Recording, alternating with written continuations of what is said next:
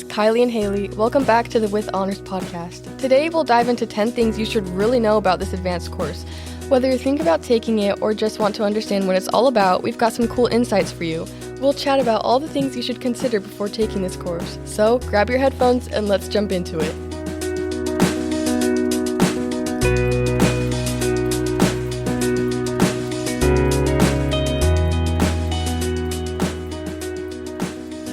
Gonna dab, but I thought, that's a little weird. I keep telling people to bring the dab back. We need to do it. Love we the need dab. to bring the dab back. I always do it. I said it at my old school and I brought it here and everyone got mad at me and I don't know why.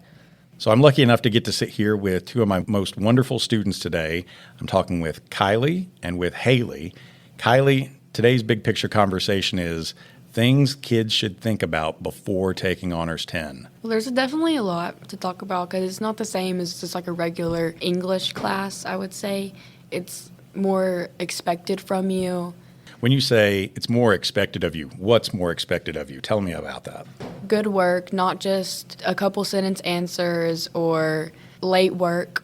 Definitely no late work. Try not to just like procrastinate, answer stuff in class, just like all the things that you think a good student should be is definitely what's expected of you in this class. High standards just for like basically everything. Cool. How many different ideas do you have to talk about today? We have 10. 10? Top 10 things that we need to think about. Yes. Kylie, what's your number one? So the first one we have is good time management because especially when you read books in your class, a lot of people like to push that off to the last day. I might be a victim to this, yes. So definitely don't do that, and do not put your books in 2 times speed and listen to them because you will not retain any information.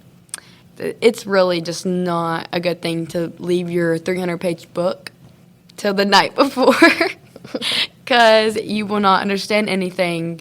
You're not going to do good on the composition check because that's what we do. Whenever you come back from reading the book, you do a composition check. And if you don't read it, then you're not going to do good. So I'm trying to guess right now which book you were talking about. Was this Hobbit? Maybe. It was. All? No, maybe all. Kylie. You waited to the last minute on all of these? Yeah. Kylie. I'm not going to do it for our next one, though. Okay. One thing that I've noticed, I think you're absolutely right with that. In other classes, people will often wait to the last minute because we procrastinate, but also it's like, I'll remember it better if I did it just before we come back to class. But then you're rushing at the last minute to get things done. This year with my other class, they were going to read a Shakespeare play, Macbeth, and I had them read one act by this date, one by this date, and we cut it up into chunks. And then we would do a quick quiz when they come to class, and everybody was so much better prepared, taking it in bite sizes. So maybe if they, or we, or you, schedule it out to where we have like little benchmarks for have this read by this date, that could be helpful. Sure. Yeah, I definitely think that would be helpful because a lot of us like to just I know. read the whole thing one night. Even for Fahrenheit, when I got it the week before we went on break and I found out I got into Honors English, I got the book and I didn't start it until like a week before. No, actually, I started reading some of it, but I didn't really finish it until like 2 days before we got back to class. Gotcha.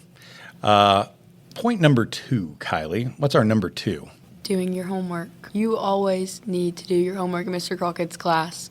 It disappoints him when his honors class comes to school and none of them have the 2 questions he assigned for homework. He doesn't really assign homework, really ever, but when he does, he expects it to be done because, he doesn't ever assign it.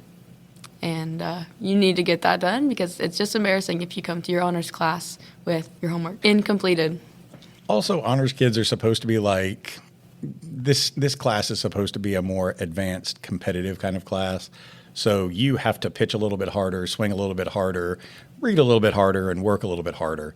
Is it tough doing any of the homework that I've assigned this year? No, I don't think anything's You can't been think of any hard. tough assignments that I've given this spring semester for homework? No, there hasn't really been much. Have I given any homework this spring? I don't think there's been homework. Maybe if you don't finish something in Yeah, class. I was about to say Yeah. maybe if you don't finish. Because But if you don't finish in class, then that's your own fault most of the time because you've been talking or something. All of my classes are really dear to me. Honors kids, I spend a lot more time with you, so I think that's why I feel more invested with it.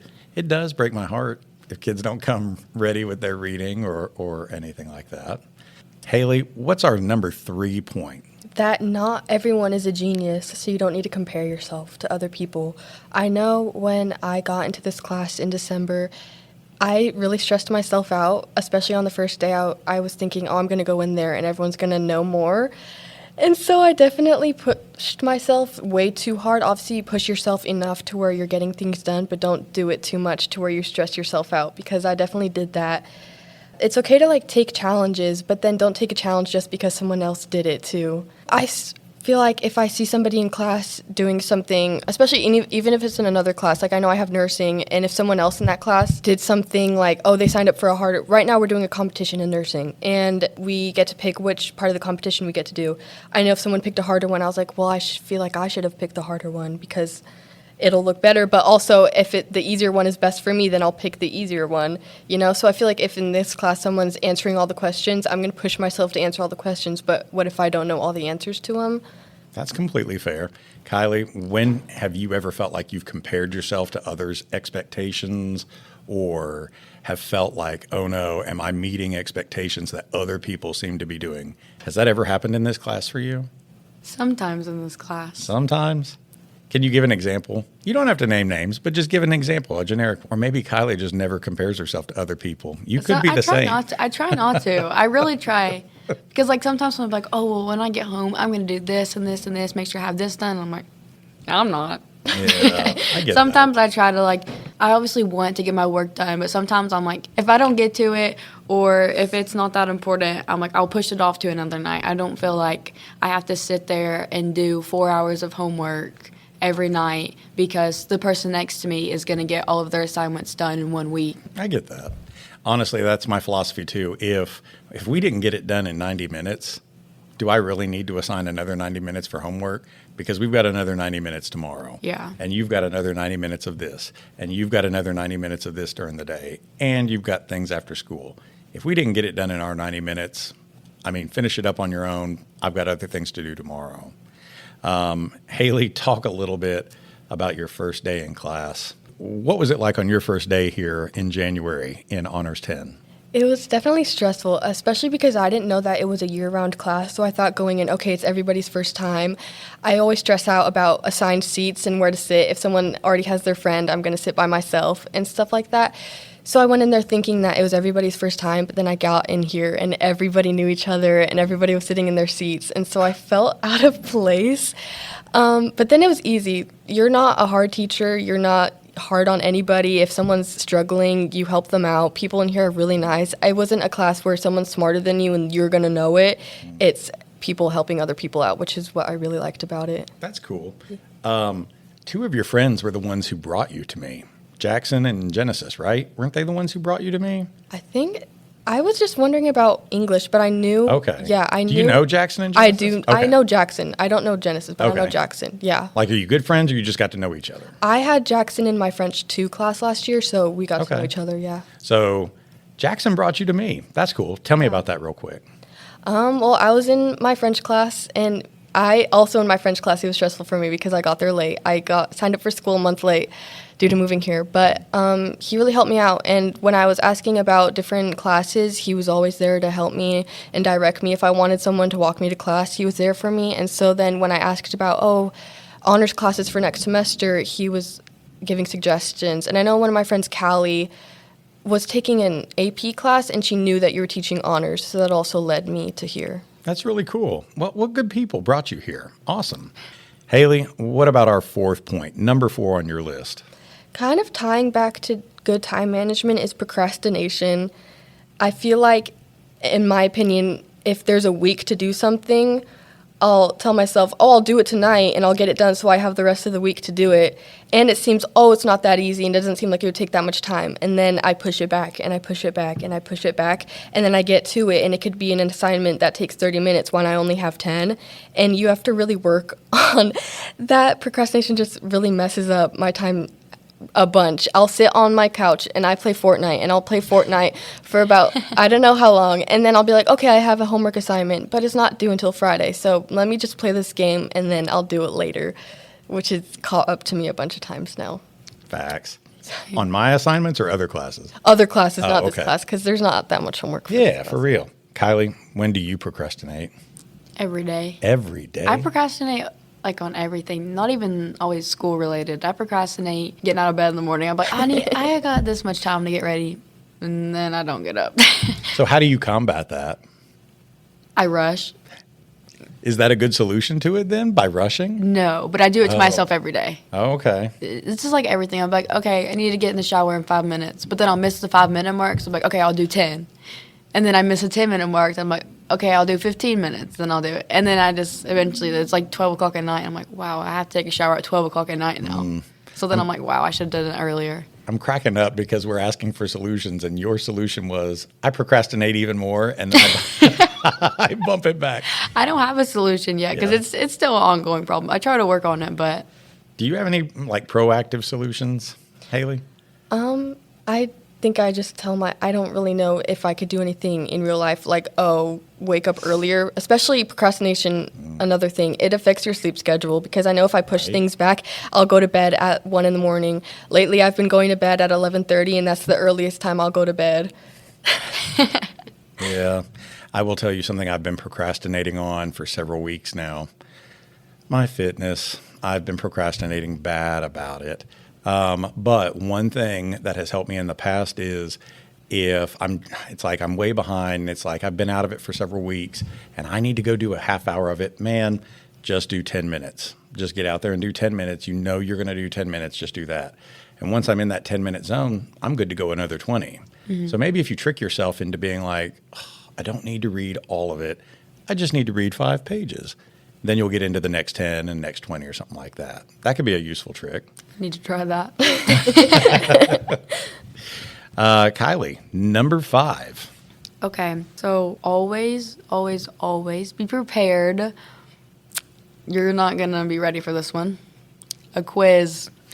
Yep. Mm-hmm. Always be prepared for a quiz in Mr. Crockett's class, because sometimes we'll take notes, and then he'll be like, if this is written in red, you know it's a fair quiz question.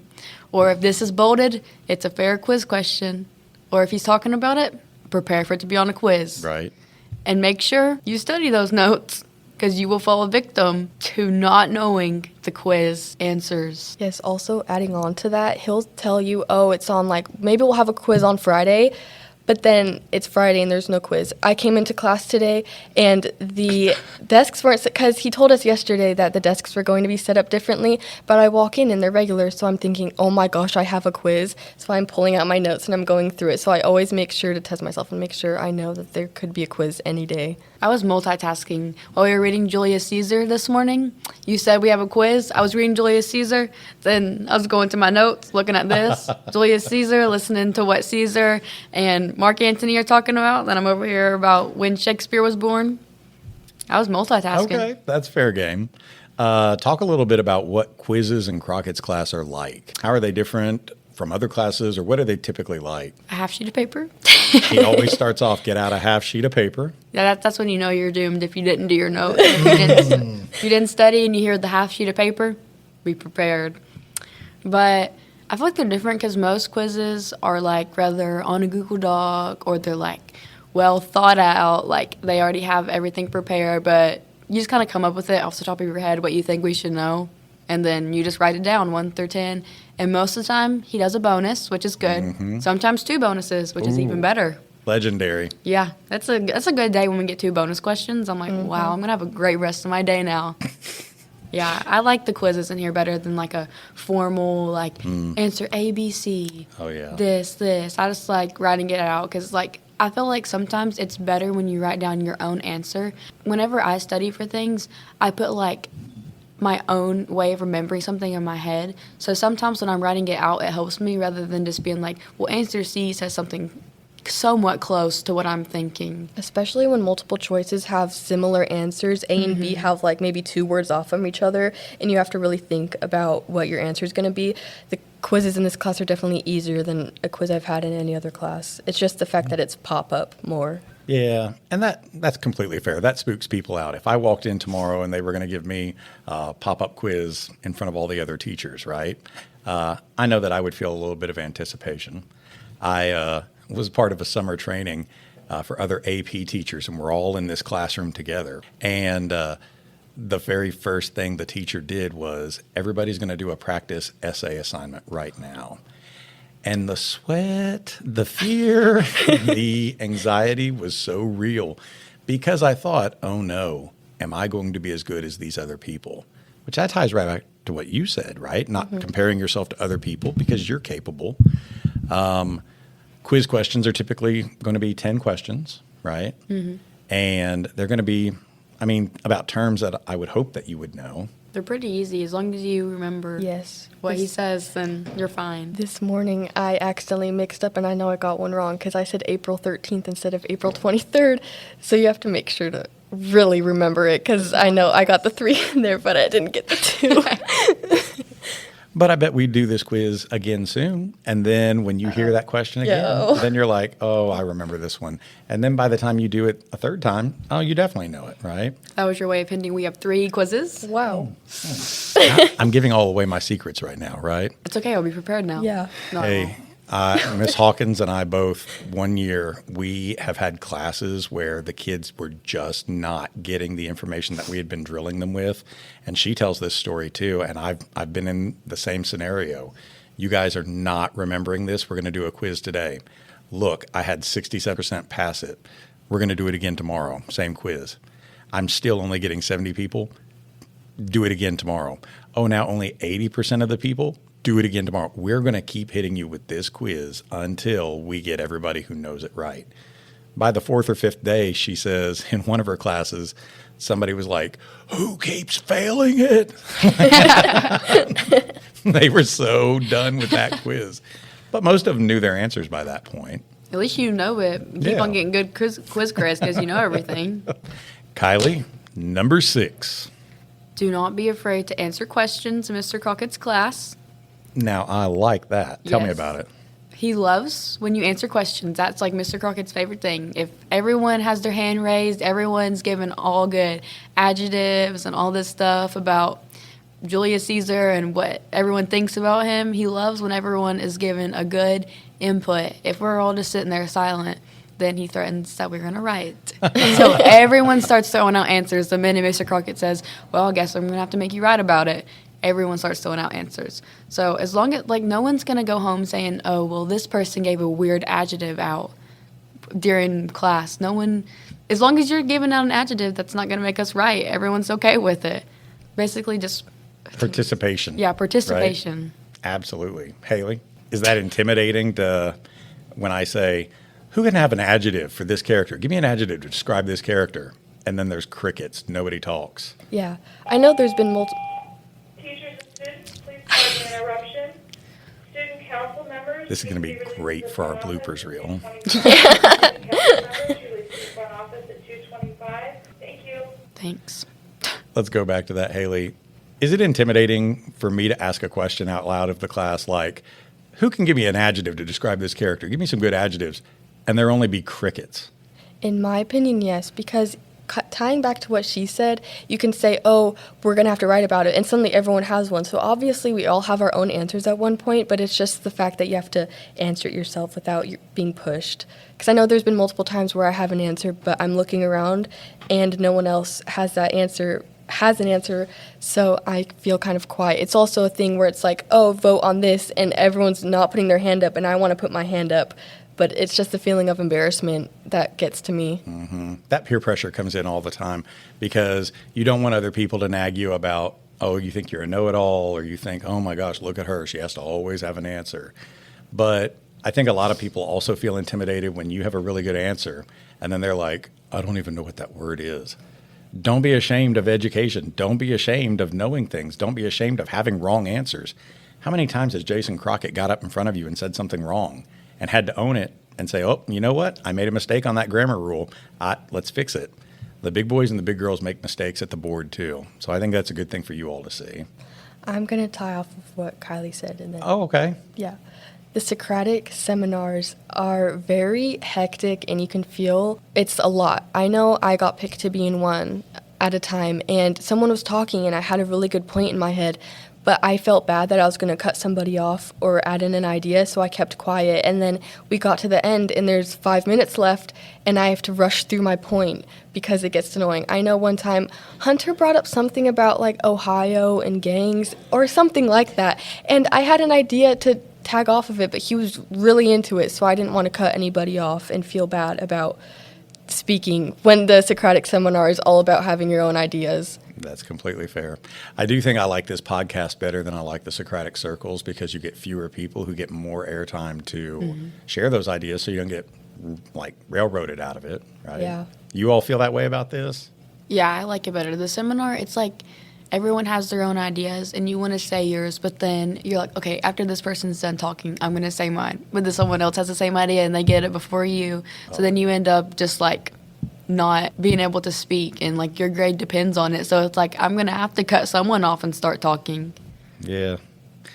Kylie, number 9. This is a famous quote from Mr. Crockett, and you'll hear it all the time. If he talks about it, you know he's going to make you write about it. Yep. That is Mr. Crockett's number one thing. If I had to say I've learned anything, like picked up on anything Mr. Crockett said, it's definitely if he talks about it, he's going to make you write about it.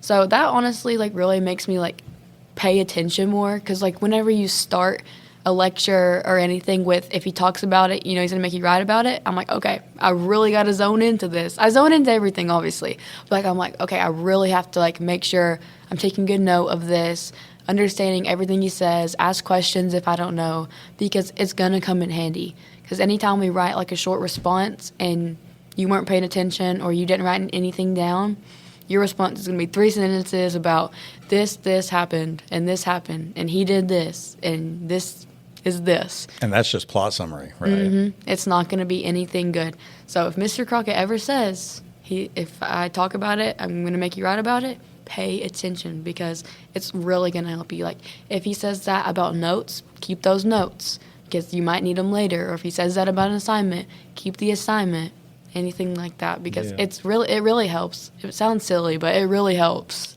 I think a lot of times when I'm going over something, folks like you will have a really good idea and you'll say something out loud, and it gives me an opportunity to talk on it, and then nobody's stealing it. Nobody's like writing it down.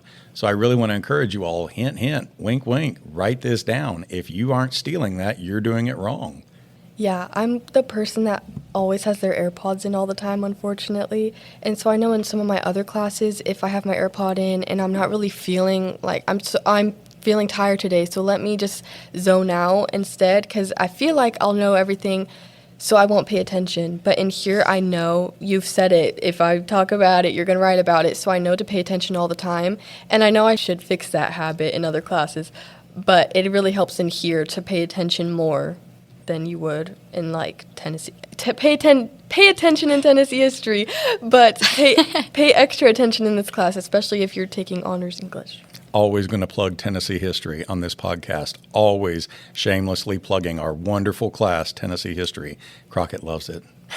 And my students love it. They're smiling right now. They love Tennessee history. They love it so much. With my whole heart. Yes. I don't have enough words for Tennessee history. I can't express how much I love Tennessee history. We can make a whole podcast about it, We really. should talk about Tennessee history. That's your next episode. I love it. Can we actually do that? I love it. Perfect. Are we ready for number 10? Yes. All right. I'm going to add a drum roll to this soundboard over here so I can just go. Number 10. Annotate any books that are given to you by Mr. Crockett. Anytime that, like right now we're about to read The Great Gatsby. I read Fahrenheit. I know you guys read The Hobbit. And there's some people where they come to school in this class and their book is sort of blank. They don't have anything. But for me, I know when I first started reading Fahrenheit, I was like, okay, I know there are some teachers who give out books or articles, but they end up not going back to that. But in here, it's definitely Socratic circles, our writing assignments, anything, quizzes. It'll come up over and over again, so it's great to annotate things and have them keeping in your mind. I know we did a Fahrenheit project where we had our posters and we had to have text evidence, and it's harder to find that when you don't have anything marked in your book. And even, I know I borrowed my book from Mr. Crockett. You can buy these little sticky note things that go on the side. Some people write in pen. Obviously, if you own your book, write in pen. But it's good to have anything to annotate in your books. Oh, yeah. Another cool thing they make nowadays are clear sticky notes. So you can just paste them in on top, and then you can circle words or highlight over them. And that way you're not actually highlighting the book, but you can write on top of the words and see through it. And sticky notes are easy just to peel right back out when you're done. Yeah. I wish I would have annotated because it definitely would have helped me a lot, especially like with the Fahrenheit project. I liked that project a lot, but I also had to like search through the book finding text evidence, and that was the thing that I was assigned for our group, was the text evidence and like the explanations and stuff. So that was not fun because I had to just go through the entire book. Like I would remember something, but I'm like, I have no clue where that's at. So you just scroll aimlessly through the pages, kind of just like reading over them, trying to find it.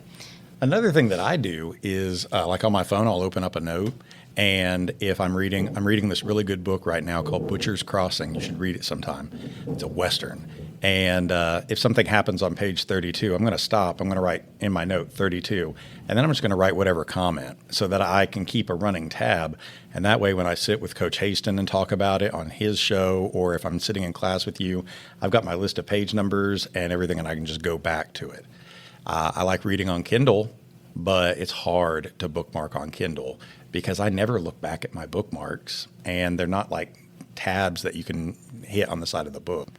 I got for Christmas a book from my godparent's sister, and it's really interesting, and I've been starting to read it. But I know last week I went to a birthday party, and she was there, and she was like, oh, how's the book going? And she brought up this point, and she said something that was from the book, and I went back home and I couldn't really find it because it's harder to look back. It's good to have annotations because you can look back on it, and it's much easier. Kylie, what has been your favorite memory of this school year so far? Well, actually, I already talked about it, the Fahrenheit project. That's like my favorite. Really? Project-wise, that's definitely like my favorite project that we've done. We got to pick our groups. I like that. And it was a really fun project because we got to like basically have like full creative control over like the whole thing.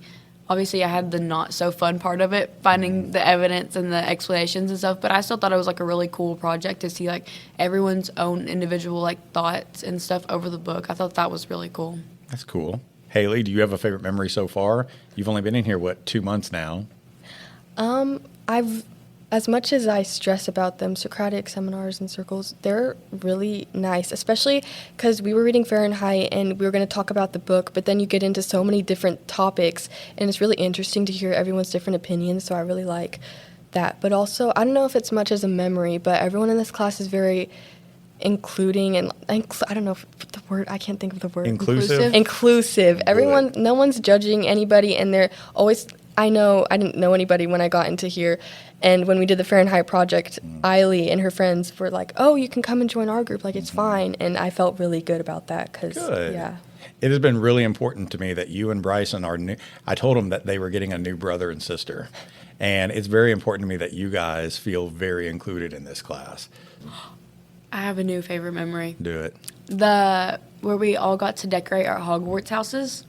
That's actually one of my favorite memories. That was really cool because, like, well, for everyone listening that doesn't know that we have Hogwarts houses, you get separated into Hogwarts houses when you get here.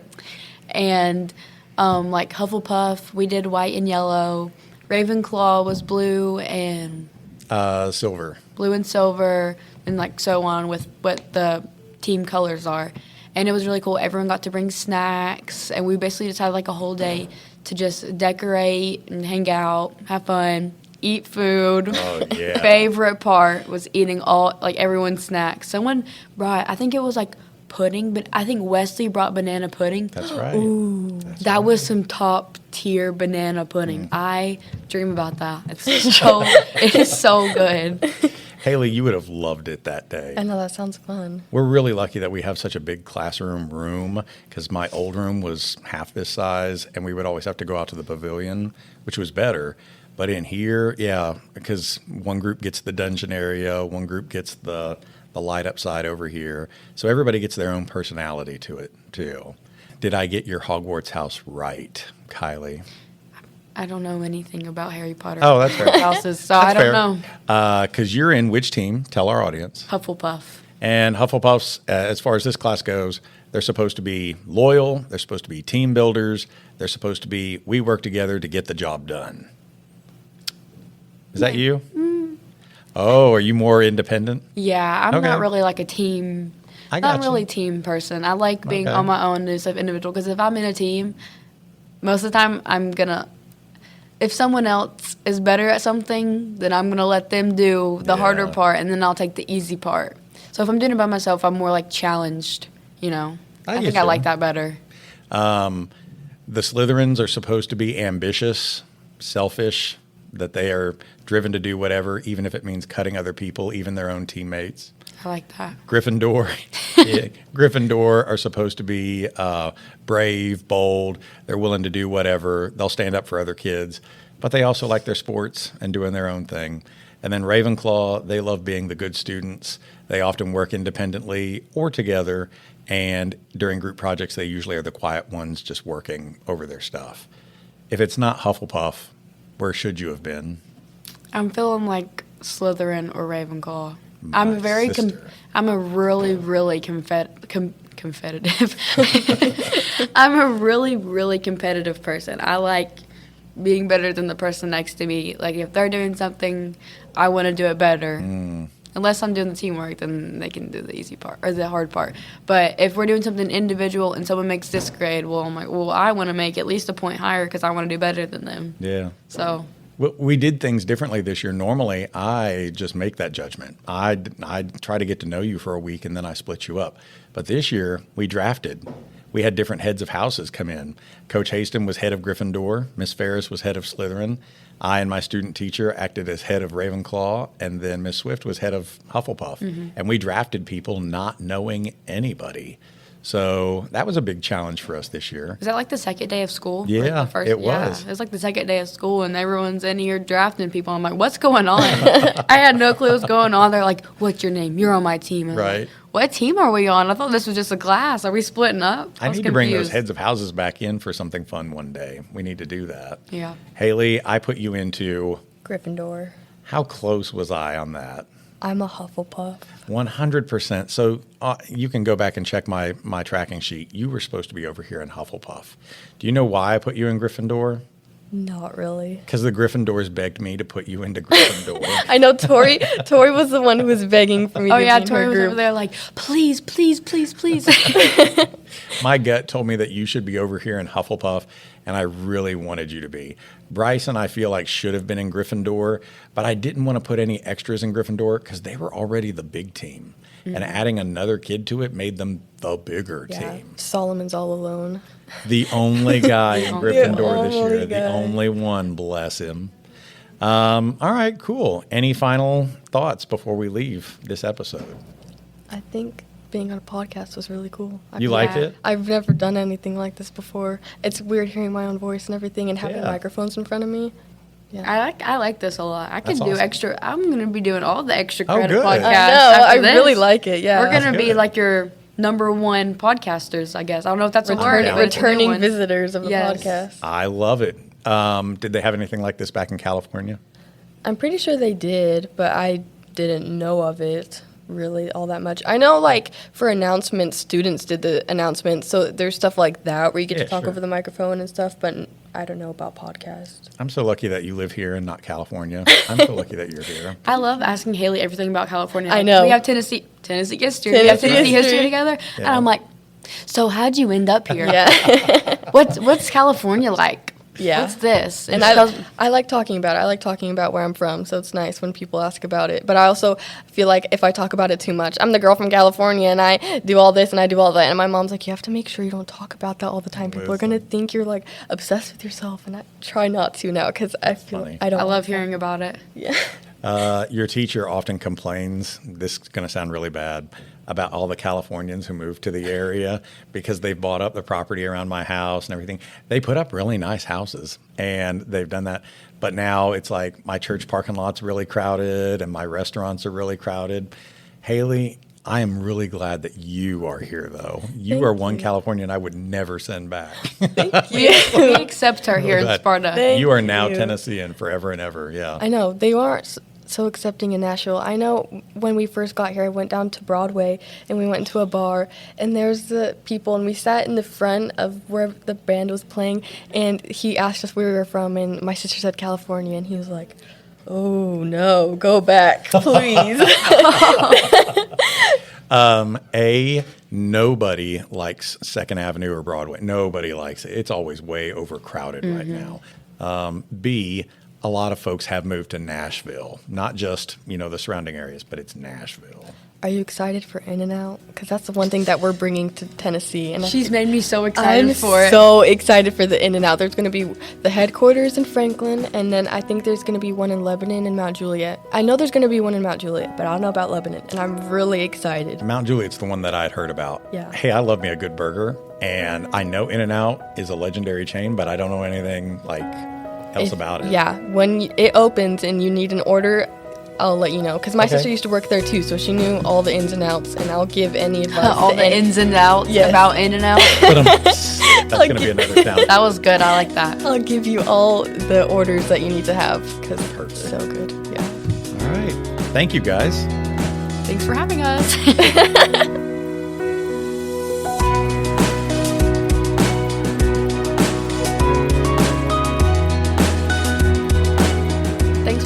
To our podcast on the 10 things you should know about honors English.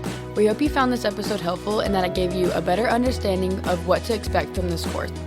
Remember, whether you decide to take it or not, embracing literature and writing can be a fantastic journey. Be sure to tune in to the next episode of With Honors.